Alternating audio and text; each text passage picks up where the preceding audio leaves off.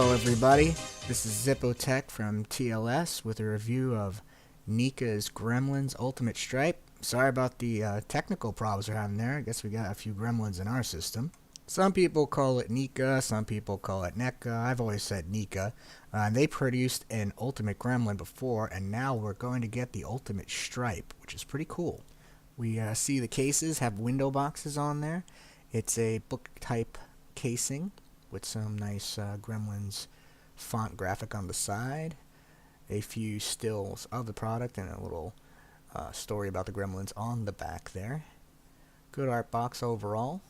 It is a book style art box, which is nice for collectors who don't like to take things out of the box. You can see Stripe and all his toys very easily through the window.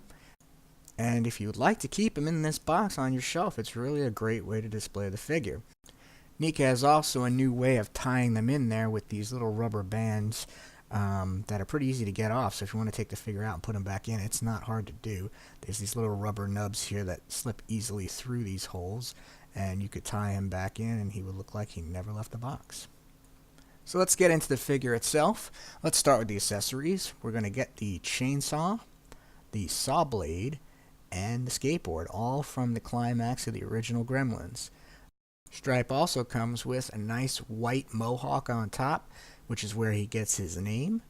It's pretty nice fur, actually looks really good on the figure overall. The paint apps are pretty close to accurate. All the yellows seem to be a little too yellow for screen accuracy. He's got quite a few points of articulation. The ears have a joint on them. We've got a joint in the shoulders and the elbows. Also have a joint down here on the wrists. There's one at the waist. There's another one right at his hips, at his knees, and then down at the feet as well. It gives you good movement on the figure. His hair is well represented. It's glued to a strip, and you can kind of mess with it. I found mine would shed a bit if I played with it too much, so you might not want to tug on it too hard. The joints right out of the package are very, very stiff. This is pretty typical of these type of figures. McFarlane had similar problems. One way to overcome this is to heat each joint with a hairdryer. This will loosen the joints up and you can start breaking them out gently so you don't break any of them, because they are somewhat delicate if you mess with them too much. But again, if you're someone like me who likes to pose figures, this is an absolute must with these sort of figures, to sort of loosen the joints and break them out. Now if you do get a joint that you loosen too much, you can dip them in ice water after heating them and it will freeze them in place, helping you to achieve the pose you're looking for. Let's talk about the figure itself. The paint apps are pretty good overall.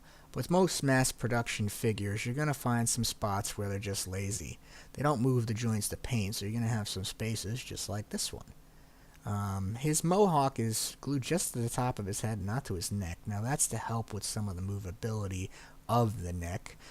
Speaking of the neck, it does move pretty well. You can get a good tilt on his head. It gives him a lot of character.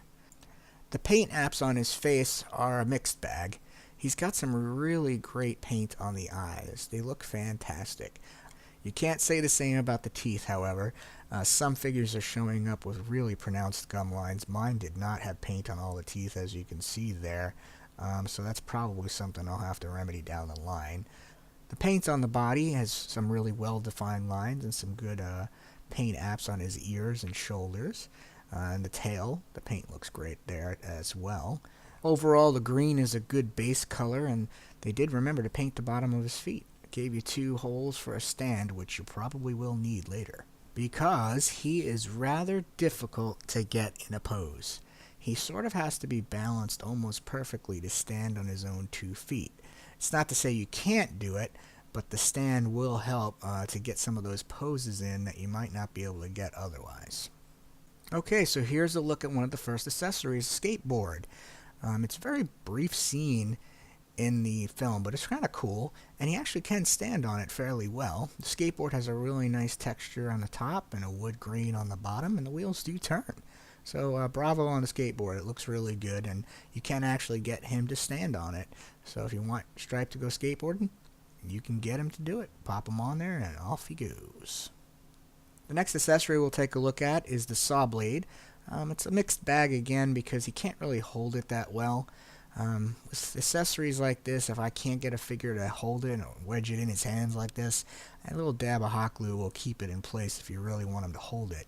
There's no label on the blade either, which gives it a very toy-like look.